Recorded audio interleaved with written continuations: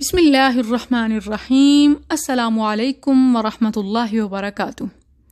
ناظرین و سامعین، قربانی کے حوالے سے جو سب سے پہلا سوال ذہن میں آتا ہے کہ قربانی فرض ہے یا نہیں، اور اگر فرض ہے تو کس پر؟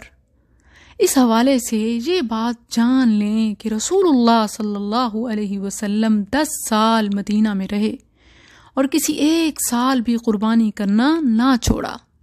اقام رسول اللہ صلی اللہ علیہ وسلم بالمدینہ 10 سنین یضحی، رواہ الترمذی۔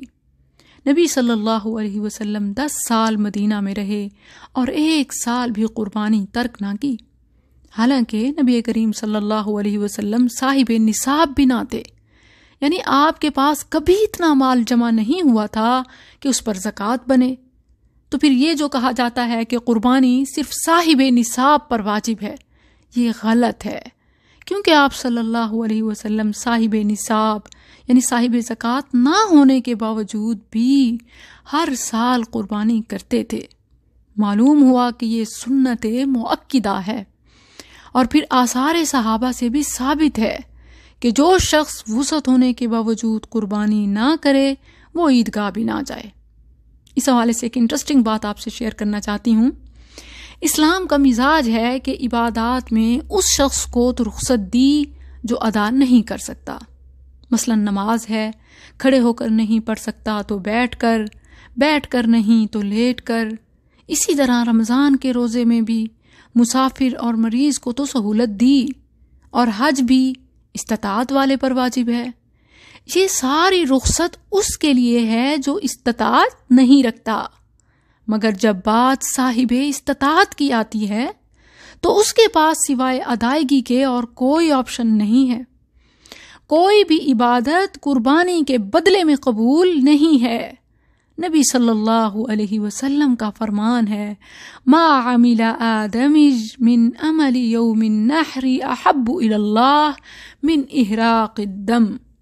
قربانی کے دن کوئی عمل اللہ کے نزدیک خون گرانے سے زیادہ محبوب نہیں۔ تو یہ جو ہر سال نیو ایٹمی اسلام فلسفہ پیش کیا جاتا ہے کہ قربانی ضروری نہیں ہے بلکہ اس کے بجائے غریبوں کی مدد کرنے کے 1000 طریقے ہیں، تو یہ حدیث مبارکہ ان تمام لوگوں کو جواب ہے کہ تمہارے 1000 طریقوں میں سے کوئی ایک طریقہ بھی قربانی کا بدلہ نہیں ہو سکتا۔ جس کسی کے پاس بھی ذوالحجہ میں اپنے کھانے سے وافر ہو وہ قربانی ہی کرے۔ قربانی کے دن اللہ کو خون بہانا ہی زیادہ پسند ہے۔ پھر ایک اور مسئلہ جو آج کل سوشل میڈیا پہ بہت گردش کر رہا ہے کہ اپنی قربانی میں نبی صلی اللہ علیہ وسلم کا حصہ بھی رکھیے، یعنی نبی صلی اللہ علیہ وسلم کی طرف سے قربانی کیجیے۔ اس کی شرعی کیا حیثیت ہے؟ تو ہم پہلے ان لوگوں کے دلائل کا جائزہ لیتے ہیں جو نبی کریم صلی اللہ علیہ وسلم اور فوت شدگان کی طرف سے قربانی جائز سمجھتے ہیں۔ یاد رکھیں کہ اس ٹاپک میں صرف 2 روایات ہیں اور محدثین نے دونوں کی سند کو ضعیف قرار دیا ہے۔ پہلی روایت سنن ابو داود اور جامع ترمذی میں علی رضی اللہ عنہ سے ہے کہ وہ 2 مینڈھے ذبح کیا کرتے تھے، ایک اپنی طرف سے اور ایک نبی کریم صلی اللہ علیہ وسلم کی طرف سے۔ ان سے پوچھا گیا تو انہوں نے کہا کہ مجھے نبی کریم صلی اللہ علیہ وسلم نے وصیت کی تھی، اسی لیے میں اسے کبھی نہیں چھوڑوں گا۔ دونوں محدثین نے اس روایت کو ذکر کرنے کے بعد ضعیف قرار دیا ہے۔ امام ترمذی نے تو اسے غریب بھی کہا ہے۔ پھر ایک اور روایت ہے کہ سنن ابو داود اور جامع ترمذی میں جابر رضی اللہ عنہ سے وہ بیان کرتے ہیں کہ میں نے نبی کریم صلی اللہ علیہ وسلم کے ساتھ عیدگاہ میں نماز پڑھی۔ آپ صلی اللہ علیہ وسلم نے خطبہ ختم کرنے کے بعد ممبر سے اترے اور ایک مینڈھے کو ذبح کیا، یہ کہتے ہوئے کہ بسم اللہ واللہ اکبر، ھذا عنی وعمن لم یضح من امتی، یہ میری طرف سے اور میری امت کے ان لوگوں کی طرف سے ہے جنہوں نے قربانی نہیں کی۔ اس حدیث کی سند میں ایک مدلس راوی ہے جس کا جابر رضی اللہ عنہ سے سماع یعنی اس حدیث کا سننا ہی ثابت نہیں ہے۔ تو یہ بات تو واضح ہو گئی ہے کہ میت کی طرف سے قربانی کے جواز میں جو دو روایات پیش کی جاتی ہیں وہ دونوں قابل اعتماد نہیں ہیں، اور بالفرض اگر انہیں صحیح مان بھی لیا جائے تو حدیث علی کہ جو علی رضی اللہ عنہ کہتے ہیں کہ مجھے نبی کریم صلی اللہ علیہ وسلم نے وصیت کی تھی، تو وہ اسی لیے کرتے تھے کہ انہیں نبی صلی اللہ علیہ وسلم نے وصیت کی تھی، جبکہ صحابہ میں سے باقی کسی نے کبھی بھی نبی صلی اللہ علیہ وسلم کی طرف سے یا اپنے فوت شدگان کی طرف سے ایک بھی قربانی نہیں کی۔ اور پھر جو نبی کریم صلی اللہ علیہ وسلم کے حوالے سے ہے کہ آپ ہر سال 2 قربانی کرتے تھے، ایک اپنے اور اپنے گھر والوں کی طرف سے، دوسری اپنے اور اپنے امت کے ان لوگوں کی طرف سے جو قربانی نہیں کر سکتے، تو تمام صحابہ اسے نبی صلی اللہ علیہ وسلم کا خاصہ سمجھتے تھے کہ یہ آپ صلی اللہ علیہ وسلم کے ساتھ خاص ہے۔